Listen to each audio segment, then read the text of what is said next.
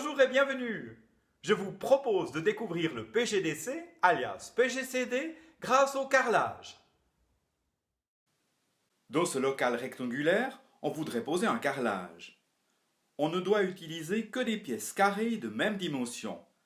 Mais on voudrait éviter de couper des carrés comme ici. En plus, il faudrait que les carrés soient les plus grands possibles.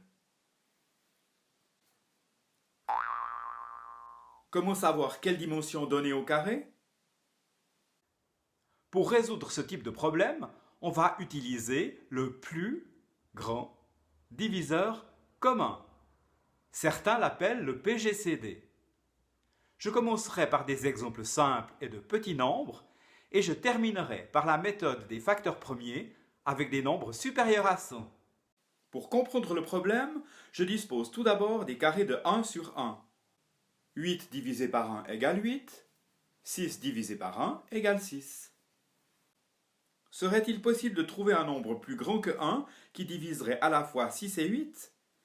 Et quel serait le diviseur le plus grand possible? Le PGDC? Pour chercher le plus grand diviseur, commençons par dresser la liste des diviseurs de 6. 6 est divisible par 1 et 6, puis par 2 et 3. Il n'y a pas d'autre diviseur. 8 se divise par 1 et 8, puis par 2 et 4. Tout y est. Le 1 appartient aux deux ensembles, et le 2 aussi. Il n'y a pas de plus grand diviseur commun aux deux ensembles.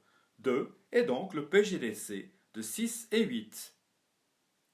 Ainsi, les carrés de même dimension les plus grands possibles mesureront 2 mètres sur 2. Sur la largeur, on pose 3 carrés, 6 divisé par 2 égale 3. Et sur la longueur, on en met 4. 8 divisé par 2 égale 4. 8 et 6 ont été divisés par leur PGDC, 2.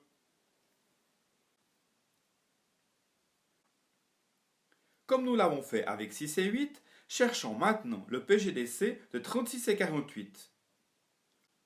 36 divisé par 1 égale 36. 36 divisé par 2 égale 18. 36 divisé par 3 égale 12. 36 par 4 égale 9. 36 par 5 est impossible. Et 36 divisé par 6 égale 6. Allons-y avec 48. 1 est 48. 2 est 24. 3 est 16. 4 et 12, 6 et 8. Cherchons le PGDC.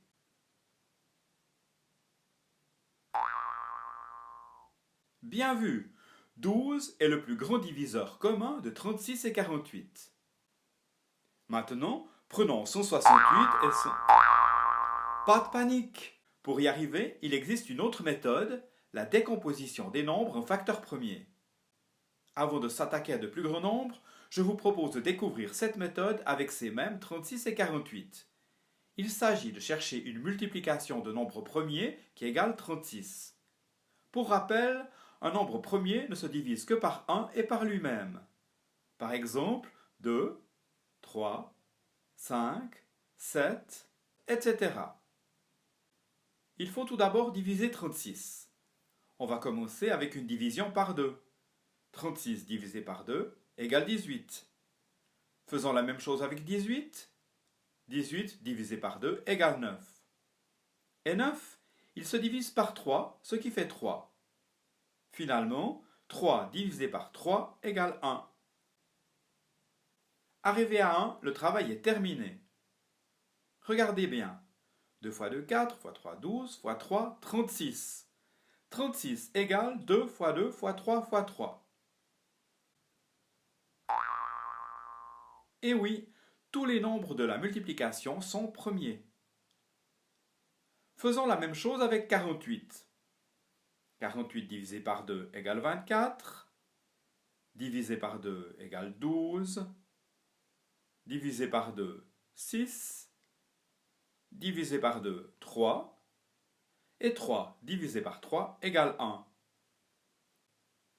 2 fois 2, 4, fois 2, 8, fois 2, 16, fois 3, 48. 48 égale donc 2 fois 2 fois 2 fois 2 fois 3.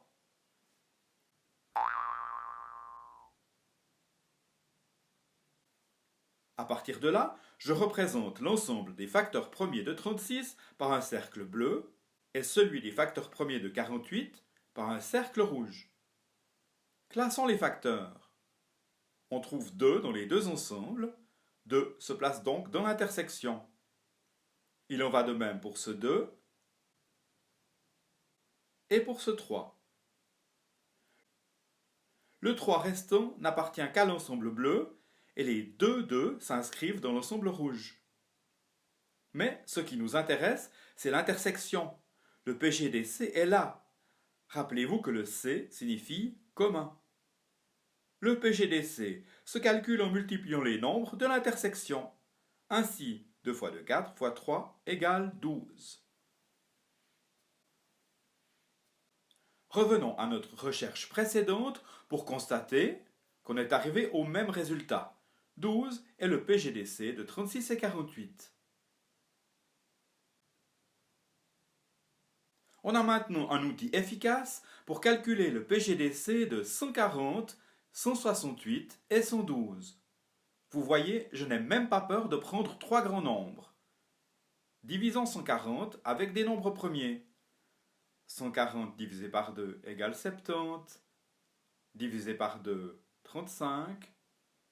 35 ne se divise pas par 2 ni par 3, mais par 5. 35 par 5 égale 7. Et 7 divisé par 7 égale 1. En multipliant ces quatre nombres, on doit trouver 140. 2 fois 2, 4, fois 5, 20, fois 7 égale 140. Autour de 168. 168 divisé par 2 égale 84, par 2, 42, par 2, 21, par 3, 7, et par 7, 1. En multipliant ces 5 nombres, on doit trouver 168. 2 fois 2, 4, fois 2, 8, fois 3, 24, fois 7, égale 168. Terminons avec 112. 112 divisé par 2 égale 56, par 2, 28, par 2, 14, par 2, 7, par 7 égale 1. La multiplication de ces 5 nombres doit donner 112. 2 fois 2, 4, fois 2, 8, fois 2, 16, fois 7 égale 112. Désolé de vous rabâcher les oreilles, mais tous ces nombres doivent être... On peut maintenant les classer dans les ensembles. Ce 2 est commun aux trois ensembles. Sa place est donc à l'intersection des trois cercles. Tout comme cet autre 2 et le 7. Inutile de classer les nombres restants, car seule l'intersection des trois ensembles nous intéresse. Le PGDC égale 2 fois 2, 4, fois 7, 28. 28 est le PGDC de 140, 168 et 112. Quand on a compris, il n'est plus nécessaire de dessiner les ensembles. La mise en évidence des nombres communs suffit.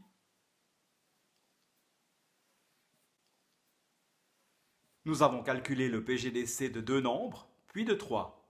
On aurait pu en prendre bien davantage. Je vous mets le lien avec le PPMC, le plus petit multiple commun, qu'on apprend souvent en même temps que le PGDC. Au revoir et bonne relaxation!